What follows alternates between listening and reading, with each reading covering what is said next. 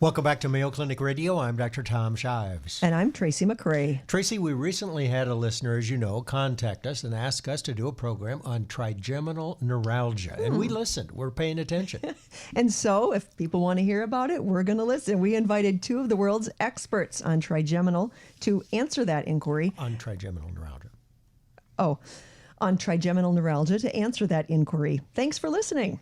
Joining us in studio are Mayo Clinic neurologist Dr. Chris Boes and neurosurgeon Dr. Bruce Pollock. Welcome to the program.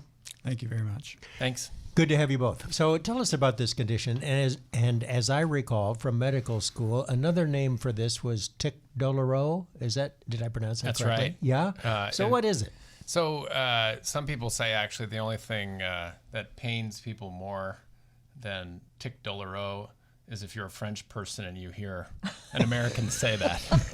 An Iowa I was guy. afraid of that. But I tried. I'm from Nebraska, same problem. But so they call it sometimes tic douloureux because people get severe, short-lasting face pain, and they'll sometimes wince, and it's a unilateral pain, so they kind of wince One-sided. on one side. So Yeah. they kind of look like they might have a little eye tick or something like that. So that's where that saying comes from. And the word trigeminal, where did that come from? Yeah, so the trigeminal nerve is one of the 12 cranial nerves, and there's 3 branches to it. So that's the tri part. Part of it's like your forehead, the other part's your cheek, and then the other part is down on your jaw. So that's where the tri. What's usually happening to a patient that has this problem? Dr. Pollock? Well, usually it's noted when people are in their 50s or 60s. It's more common in women than men, and they begin to notice this electric shock that's on one side of their face when they're either brushing their teeth or eating. And so for a while, it often goes undiagnosed or it's thought to be a dental problem. But they usually trickle through and work their way to a good family practitioner or a knowledgeable dentist and get diagnosed with trigeminal neuralgia. And what causes it? There's a variety of things that can cause it. A small percentage of people have tumors that can cause trigeminal neuralgia, but that's on the order of 1% or less. There's a percentage of people with multiple sclerosis that will present with trigeminal neuralgia, younger women primarily, and it can be two-sided in that condition. But the most common cause is a vascular compression, that a small artery is pushing on the trigeminal nerve, and each time the heart beats, it basically wears down the fatty covering of the trigeminal nerve and eventually results in these electric shocks. You That sounds terrible.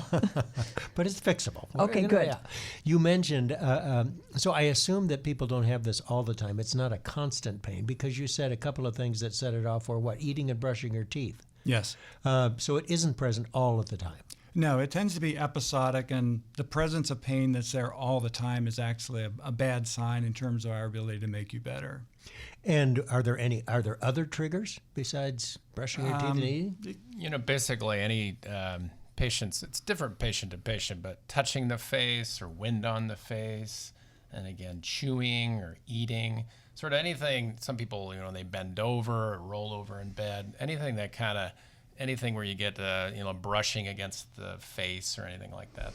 Those are the main triggers. This sounds like it would be easy to diagnose then.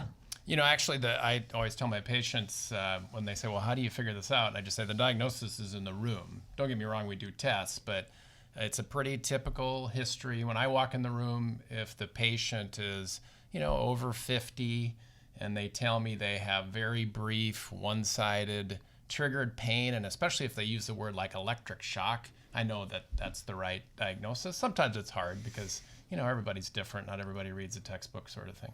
And I presume that you are the one who sees most of these patients first. They're referred by family practitioners. Yeah, in general, I would say, or sometimes other neurologists when maybe, the medications that are used. As a neurologist, we would typically use medications and then get neurosurgeons involved when that's not going very well. It's really common for patients to respond to medications for a while, and then they just kind of quit working. I guess the other referral pattern is, Dr. Pollock has a big referral practice because of his surgical expertise. So that's another way. Probably that's the most common way, is that I see patients that are coming to see Dr. Pollock and, just go through the history and make sure there's no red flags. So Bruce mentioned some of those, but, if it's a young patient, If there's any numbness when I examine the patient, that's a big red flag, because for typical trigeminal neuralgia, they don't, when I examine them, they don't have a difference in I use a little pin and check sensation side to side. It sounds horrible, but just to make sure that they feel it okay, because if they don't, that makes one of those secondary causes, like a tumor kind of pushing on that nerve, more likely. Or if it's a young patient, you worry about multiple sclerosis, which is another a reason you need a good exam, because those patients tend to have abnormalities on exam that we can pick up. And the medications, which ones do you use, and they're pretty effective? Yeah, I would say, most patients get a good response to carbamazepine, which is an old anti-seizure medicine. It's also called Tegretol. And in fact, if someone gets zero response, it kind of makes me go, am I sure I have the diagnosis correct? And sometimes I have to start over. In other words, let's just take this history over again. And I tell them what they told me, and we kind of figure it out from there. But most people get response for a while. That can be months or years, but it's very common with this disorder that eventually it wears off. You add another medicine, and then what happens is a patient get lots of side effects like dizziness, and they feel stupid. These medicines we use have to get into the brain to work, so patients commonly get side effects. And one of the reasons I'll get Dr. Pollock involved is the patient responds, but it's kind of wearing off, and now they're dizzy, and let's say they've fallen several times, and I know the culprit. It's not their trigeminal neuralgia, it's my treatment that's doing that. And then that's when I think the risks of a surgical intervention really start to sort of are balanced by the benefits, and the benefits start to be much more significant than Before we go on to surgery, one of the things I have in my notes is that you use Botox. Yeah. How often do you use Botox? Not very commonly. Okay. And there's a couple reasons for that. Most of that, it is used in patients, and you basically put Botox where it hurts in the face. And we don't exactly know how that works, but it has nothing to do with relieving their wrinkles. I've seen it done in a very small number of patients. There tends to be insurance coverage issues. Sure. That's the main barrier, but it's certainly pretty straightforward to use. But that would be a very rare patient that I would use that on. All right, so let's assume the medications have failed. You call Dr. Pollock in. Dr. Pollock, you see these patients. What do you do?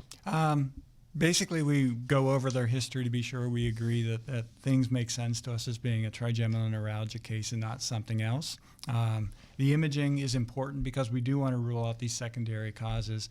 But assuming all that's come true and either the medicines have stopped working or you can't tolerate the medications, then we sort of go through the different surgical options that are available. The best surgery that we have in terms of outcomes is where we go in and actually move the blood vessels away from the nerve. It is a small craniotomy, so we make a small opening behind the ear, and we don't go through any brain, but we work in these natural water sacs that we have to go down and see the trigeminal nerve and mobilize a small artery off the nerve and then put some padding in to keep it away. The surgery is known as a microvascular decompression. It typically takes us about 2 hours, and the hospital stay is typically 2 days. But you have to go through the skull to get yes, there. That is an open surgery. So the incisions behind the ear are about 1.25 inches. The benefits of that surgery, if you compare it to anything else we do, its success rate is higher, its durability is better. Most people wake up from surgery, their pain is gone, and we can taper them off their medications within a few weeks, and we're not obligated to make you numb to make you better. If we get away from that approach, every other surgical option that we do is based on damaging the nerve. So you're basically trading pain for some degree of nerve dysfunction or numbness. And so we have a variety of operations where we take a needle from your cheek, guide it up to the nerve, and once that needle's in a correct location, you can burn the nerve, you can crush it with a small balloon, you can put some medicines by it to damage the nerve. They're relatively simple surgeries, and they tend to be done for people in their 70s and 80s. The benefit there is it works very quickly. The third option is we often use radiosurgery, which is directed radiation onto the nerve. It's another method of damaging the nerve using the energy of radiation.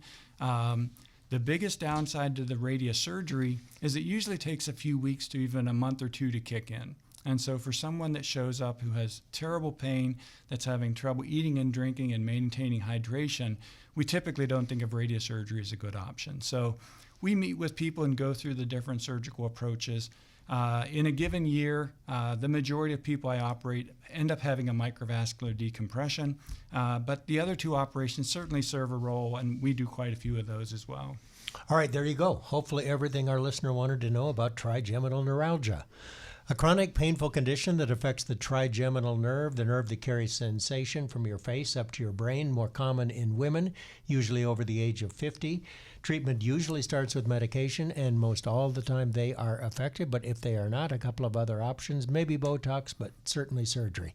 Our thanks to Dr. Bruce Pollock and Dr. Chris Boes. Appreciate you being here. Thank you very much. Thanks much.